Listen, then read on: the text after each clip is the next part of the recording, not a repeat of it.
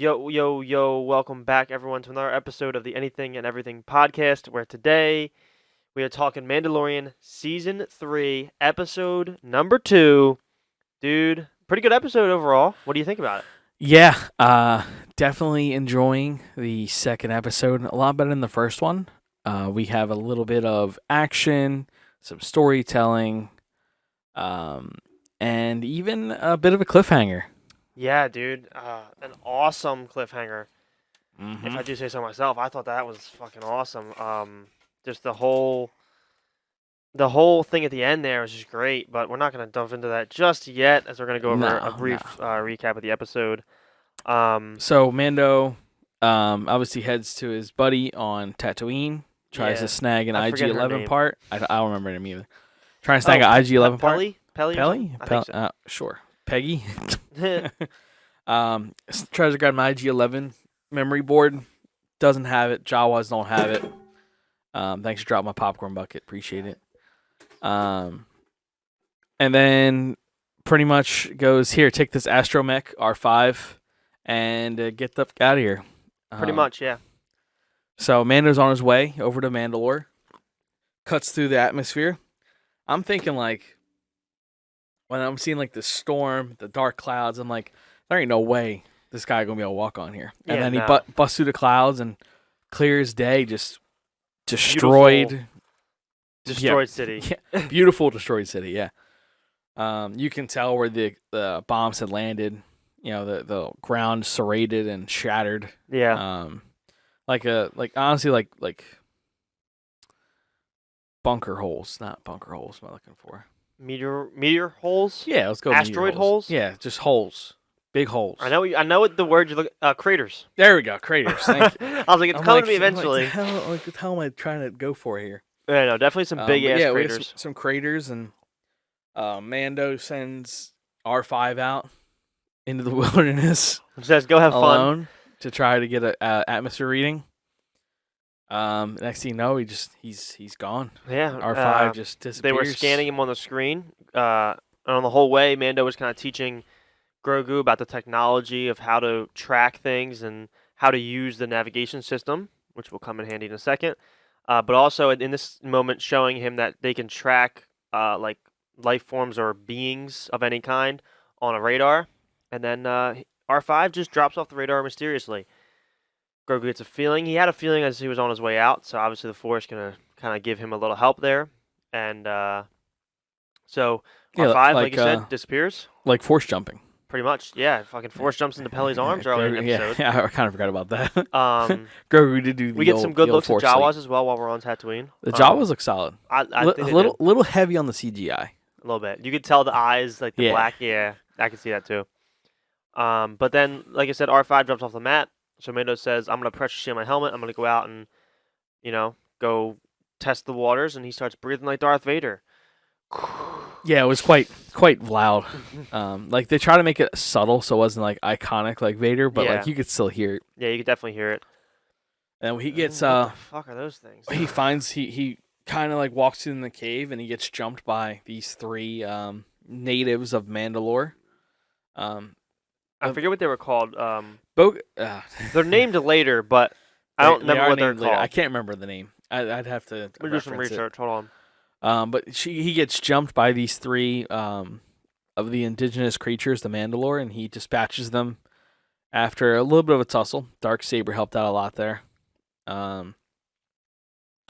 After he retrieves R5, R5 is safe and sound. Find out that the atmosphere is in fact breathable. And Din goes and recovers Grogu from the ship, and they start searching around Mandalore. They drop down to the surface level. Yep. Searching for the waters The mines. The waters. The living waters in the mines. And as Din searches around, you see some kind of like flying crocodile creatures, which were pretty cool. The not little gonna lie. lizard things. Yeah. They look like flying crocodiles. Yeah, That's they what did. it looked like. And we have Din see something in the ground. He thinks it's like a crack or a crater, but unfortunately it was a Mandalorian helmet. Mm-hmm.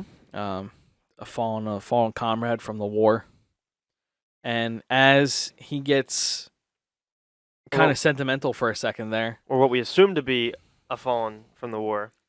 he gets captured by some kind of mechanical crab. Grievous's Which has eyes. Grievous's long lost third removed cousin. Yeah, seriously, man. These things were. Oh man. And then he starts processing Din. He sticks a needle in him, starts extracting some kind of material. Yeah. It could be organic material or something along those lines. I don't know exactly what. I think it looked to me like it was kind of reddish, so it kind of looked like blood. But I mean, the guy doesn't search for a vein; he just jabbed that shit in his body, so it could be anything. Honestly. Yeah. Grogu tries to save Din. Din tells him to go find Bo-Katan. He leaves, hops back in the ship, goes back to Bo-Katan's planet. Says she kind of figures out right away that something's wrong. Yeah. Gets in her ship. Ship was badass too, by the way. Yeah, those are the Mandalorian ships. We see those in Clone Wars and Rebels, and they're sick. Fantastic. They're so sick. Yeah. So she done very well in live action as well. She lands. They get off. They get to the surface. She very quickly realizes, that there's hostiles in the area. Dispatches them fairly easily. Finds Din. Finds the Darksaber. Yep.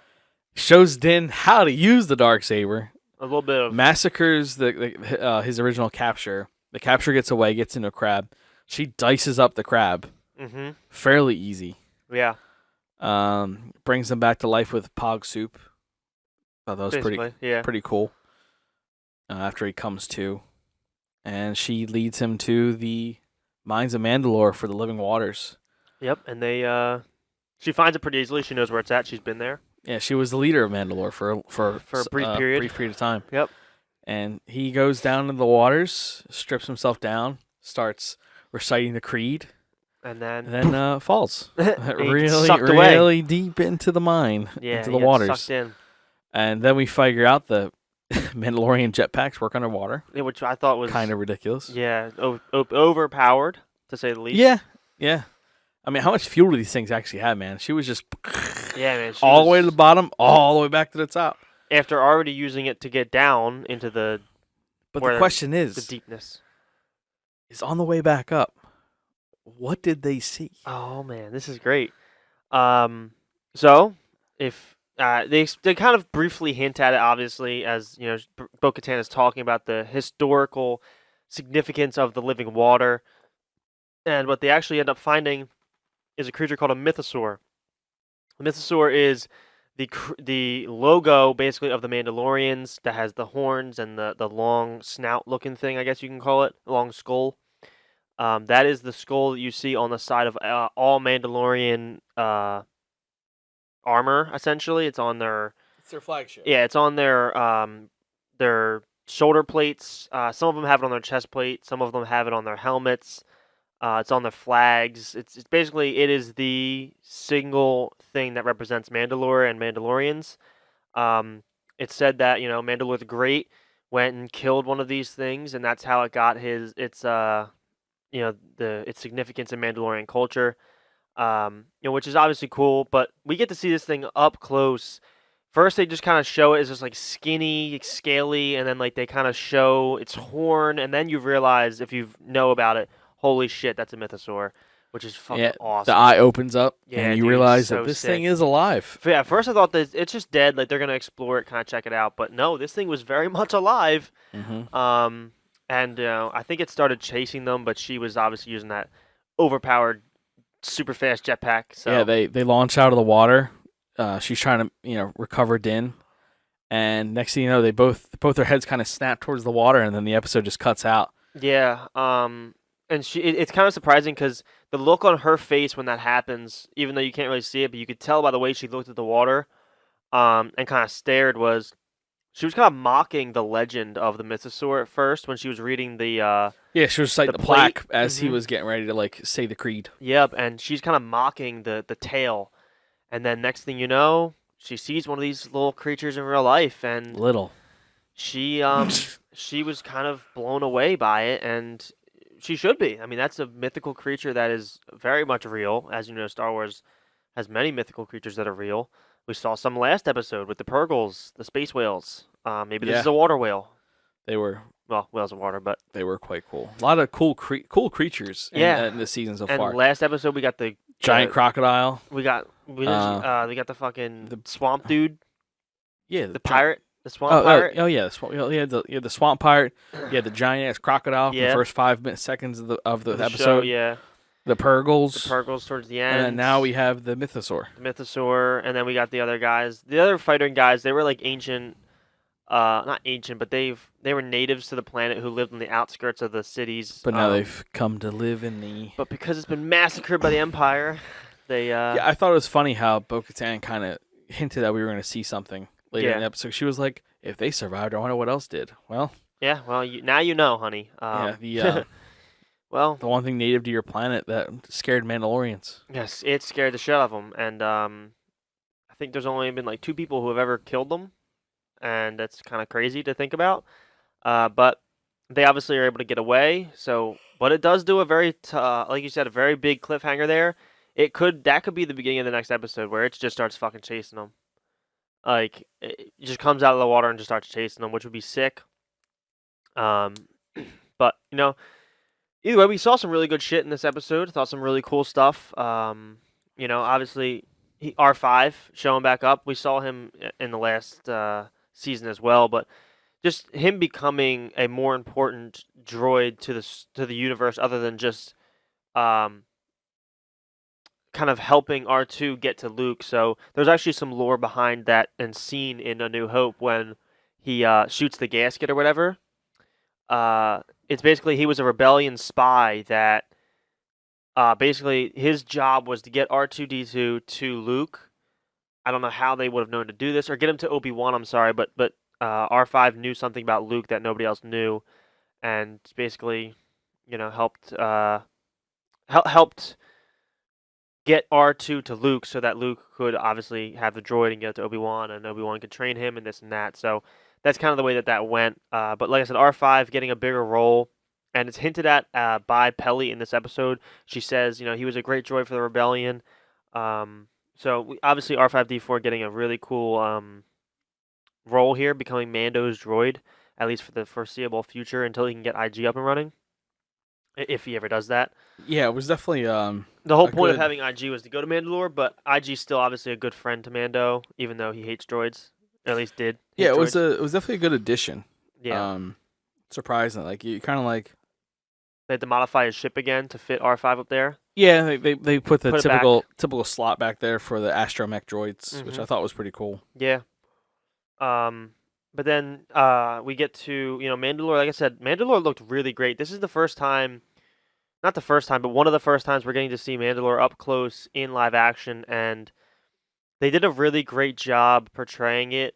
Obviously, we're not seeing it in its full glory, which would be awesome to see in a flashback. Hopefully, we get some of those in the later parts of the season, but we do get to see the destroyed Mandalore, and it looks really, really good, really broken down and crumbled, and everything like that is just it was really cool to just see it kind of distraught after we've seen it in its full glory in the Clone Wars, and then partially at times in Rebels, but around that time it was about to be destroyed. So, but then we move on. Like I said, the lizard creatures, the flying little crocodile things that were very creepy, very, very, very, very reminiscent of what we saw in the beginning of episode 1. Obviously, different creature though, but these ones have some like yellowy red eyes, kind of Sith eye looking things. You hinted out very early that they had wings, and then we get to see those wings later on when they attack Grogu on his way to go get Bo-Katan. It was just really cool to see some of the stuff that we see in the episode, because we don't really always get to dive deep into the kind of cultures and the different creatures on different planets in Star Wars. I think some shows do it better than others, and some media does it better than others. Like Rebels does it really well on Ezra's home planet of Lothal with the Loth cats and the Loth wolves, which are both kind of force beings in a way, kind of. But then again, we get to see on Mandalore here the Mythosaurs, and then the people-looking creature dudes, and then obviously the Tatooine has the Jawas and the Tusken Raiders, but the Tusken Raiders are just kind of people. But they have the Tusken Raiders and Jawas, and they have I'm sure other sand creatures that live there. The one sand creature that what's his name fought on yeah, it was Tatooine.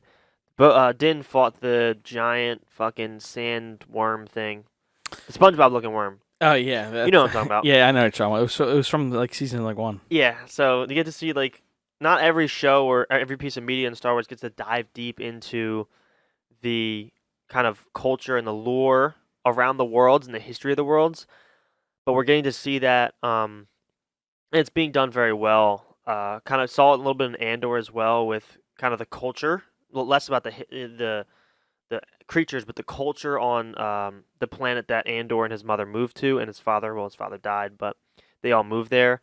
So it's really just cool to see kind of the culture of Star Wars because that's kind of basically what Star Wars is. It's about the culture and the history of and legacy of families and things. Because I mean, let's face it, the entire Star Wars started with a legacy family of you know Luke Skywalker, Anakin Skywalker, and then the Kenobis and well Kenobi, and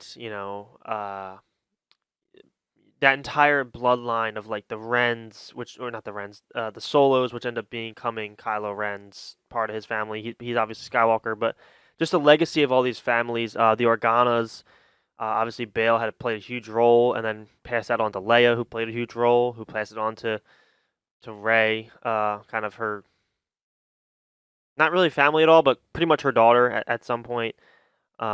But like I said, Star Wars is overall it's pretty much just a story about family and history and culture, so and legacy. So it's kind of cool to see that this show's diving into that as well.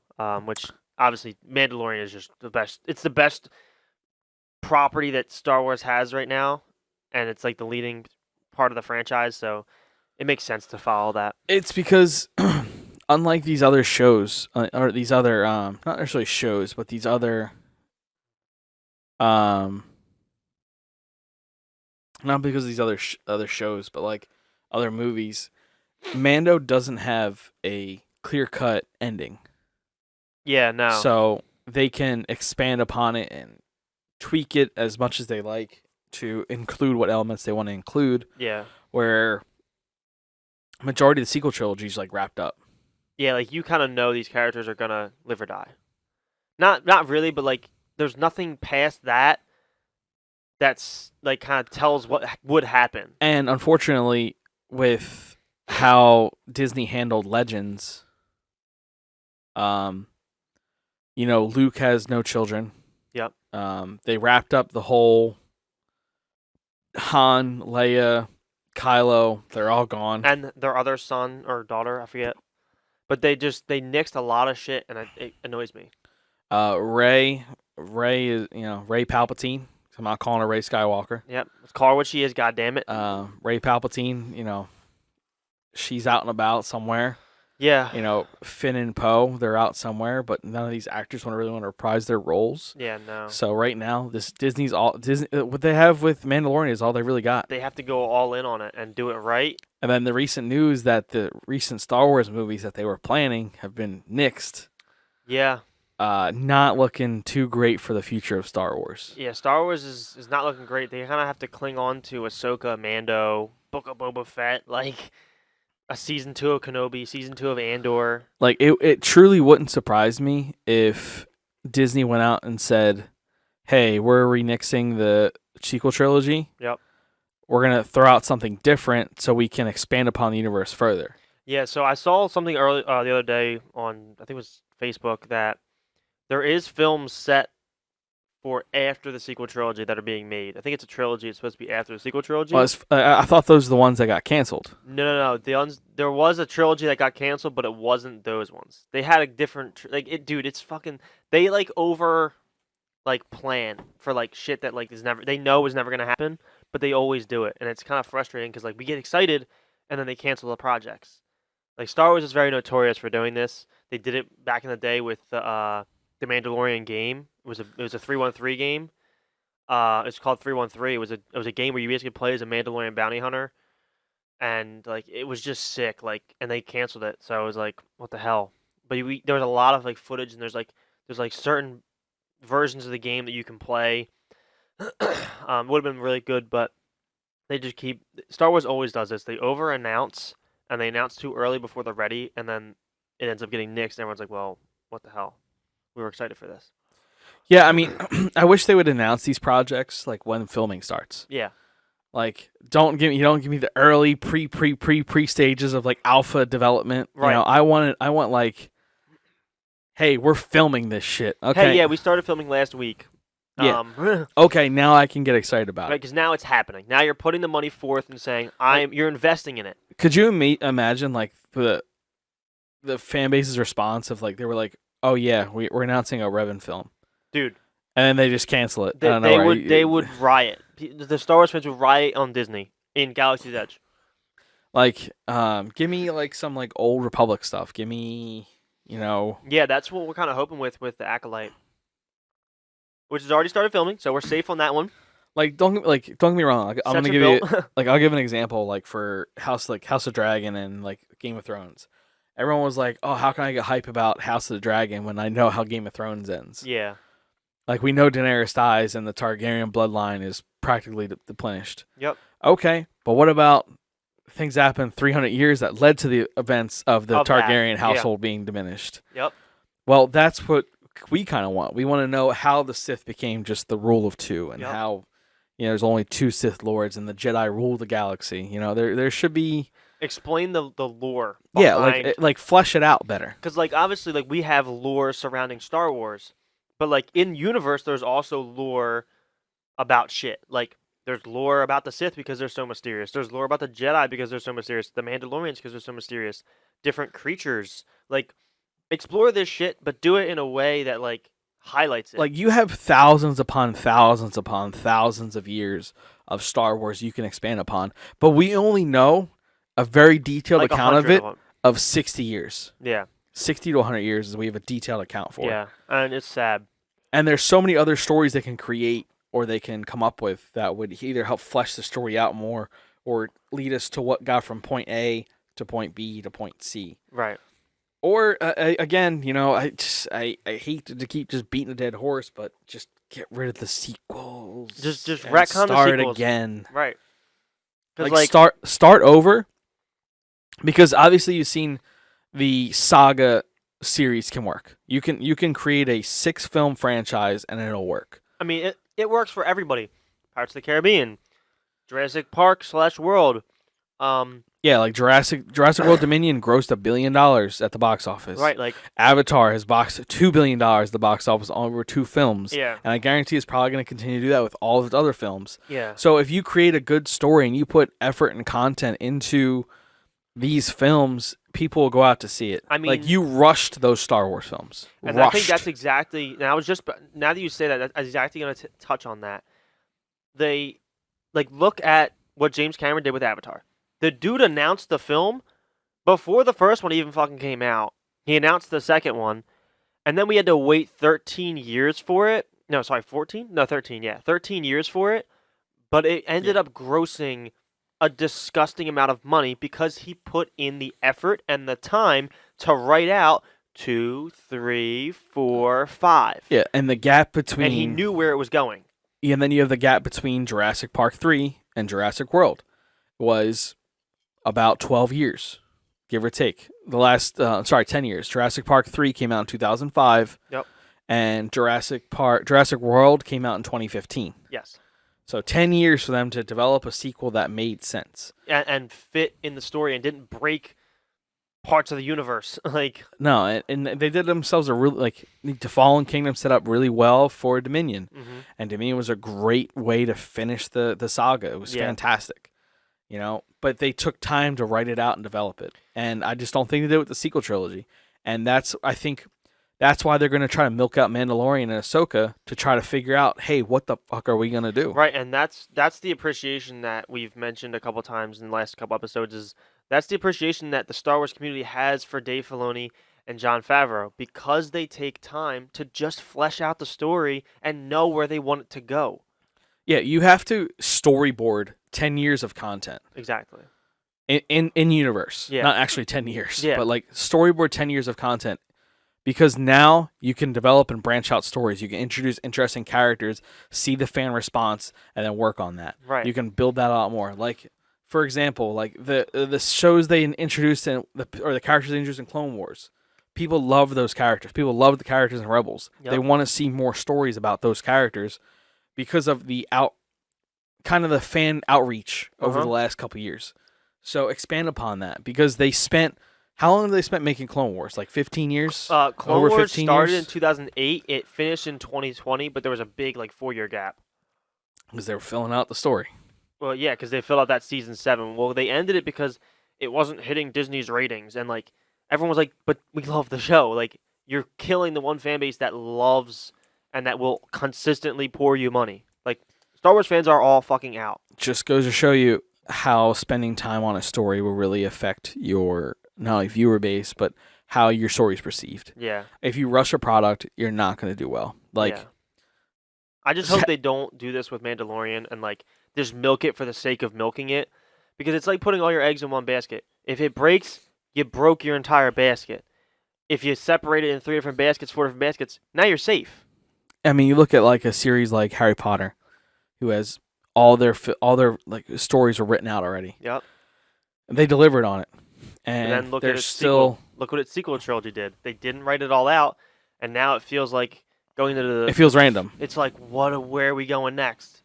It's that's why the creator of Game of Thrones, he has all his books made. Yeah. I mean, and at least ideas, if he's not written them yet, but ideas. He knows how his Game of Thrones is going to end, because his Game of Thrones isn't over yet. Yeah. It's still going on, unlike ours, which is completed already. Yeah. But he's spending time to flesh out his story and see what storylines he wants to push forward.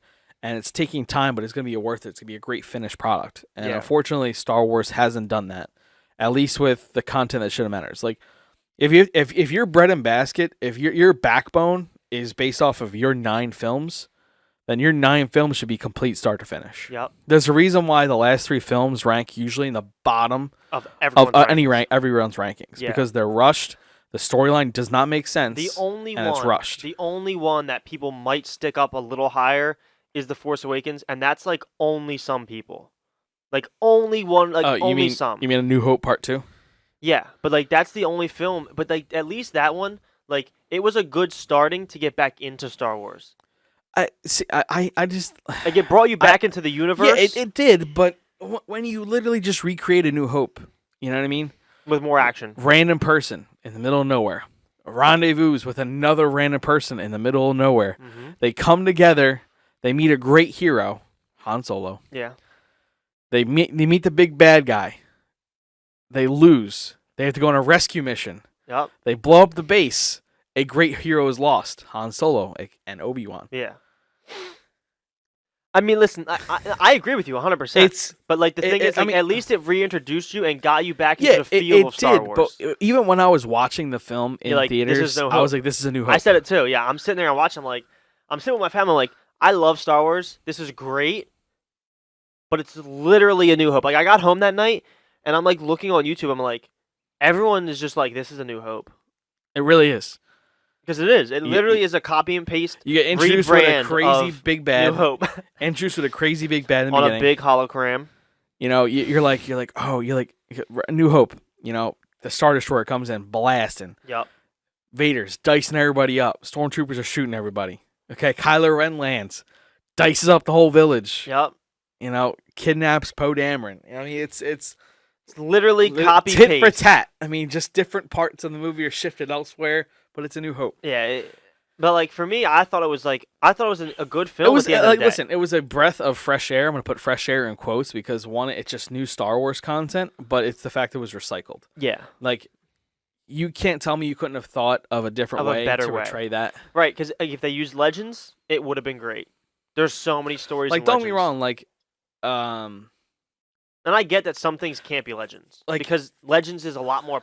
People in Legends are broken compared to the canon Force abilities, but it's going into the future. It should get stronger over time. But you have at least The Last Jedi wasn't exactly it wasn't like Empire Strikes Back. Empire Strikes Back is arguably the greatest Star Wars movie of all time. It kind of is though. It is, but it isn't. They're being chased across the galaxy by the big bad Empire, and they can't seem to get away.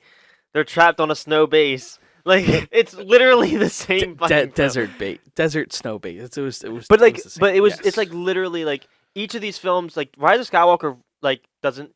I mean, it branches off, kind of, but like it also brings us somehow Palpatine returned. So it's like, oh wait, you mean the apprentice turned on his master at the very end? yeah, dude, it's to like save the new person. Oh my god, it's so crazy. yeah, and like it was just, oh man, it's so ass. The fleet that was broken down regains and gets stronger with more ships and more powerful weapons. Wow, what do you know? Oh man, It literally just felt like copy paste and like it was copy paste word for word 4, 5, and 6 to 7, 8, 9. with a rescan. With different characters. Yeah, A reskin. rescan and new characters. I hate that every time we talk about Star Wars, it comes back to this exact same conversation. Because it's like we have this great Mandalorian. Okay, we fantastic, right? Right. They should have did Mandalorian, Ahsoka, all these shows before the sequel trilogy came out. To set the stage then for you could set the stage for it, and you could introduce the First Order. You could have introduced these characters coming into the new rebellion. Yep. So, I mean, I have to think here that Jon Favreau and the leading the top heads at Disney right now are going, hey, we need 7, 8, 9 over a mistake. Yeah. We need to fix this because after this, there's gonna be no stories to tell because we cut off every possible scenario that involves a future storyline. Yeah, I think what they should have done, like you said, do Mando first. Let the Mandalorian show end with him dying and passing on Grogu to Ahsoka. Let Ahsoka carry him until she's like dying, and then give Grogu to Rey, and let Rey have Rey learn from Luke in the first film or whatever, and then at, throughout the second film of the trilogy, Ahsoka gives Rey Grogu. Now it's your turn to teach. No, you give Ahsoka gives Grogu Luke's to Ben. Well, yeah, and Rey is the bad guy. I'd be fine with that. But either way, because Grogu has this 1,000-year lifetime, you can just pass him through the generations, and then you can watch his evolution from a baby at 50 years old with Mando to in 20, 30 years. Now he's 70, 80, 100. Now he's kind of becoming like a teenager. He's starting to be able to move and use the lightsaber and talk, and now he's with Rey or Ben or whoever, and he's learning. And then you get to see him in another series 150 years from now where he's like full-fledged, I'm a badass, 300 years old, kicking people's asses. That's how they should have handled it. That would have been a great, compelling story. You reinvent the Jedi-Sith War. And have Snoke come up as an actual contender of a Force user. Not a clone. Not a clone of Palpatine. An Outer Rim, Force user that was corrupted by the dark side. Just something crazy. Like, bring me good ideas, man. But that's pretty much it for today, guys. We didn't really talk a lot about Mandalorian, but we kind of went over the episode, and there's pretty much nothing to talk about. They're not giving us a lot right now. Listen, they gave us bones, but no flesh. Pretty much. The only flesh we got was the Force jump in the beginning, and the Mythosaur. So, and honestly, that's so instead okay. You get sequel bashing. Yeah, you're welcome. We're great at that. We'll do that all day long. But like I said, that is it for today. I hope you guys enjoyed this episode. I know it's short, but that was kind of the point. We knew it was gonna be short. Next episode, though, is going to be tied for the longest running episode of The Mandalorian that we've ever had. So, we're going to see next week how that looks. Definitely looking forward to that, my friend. Because it's going to be tied for the longest episode of The Mandalorian. But yeah, that's pretty much it for us today. Hope you guys enjoyed this one. And not much more left to say. Hit us up on Twitter and Instagram, AE Podcast. Let us know your thoughts. Leave your thoughts down in the polls below and the questions below. And that's pretty much it. Hope you guys enjoyed, and peace out. Get ready for some exciting new content coming up, guys. Soon, you get to see me and Jay live recording these episodes. On video on YouTube. It's going to be awesome. Maybe some TikTok shorts. But yeah. Looking forward to see you guys later. May the Force be with you. Peace out.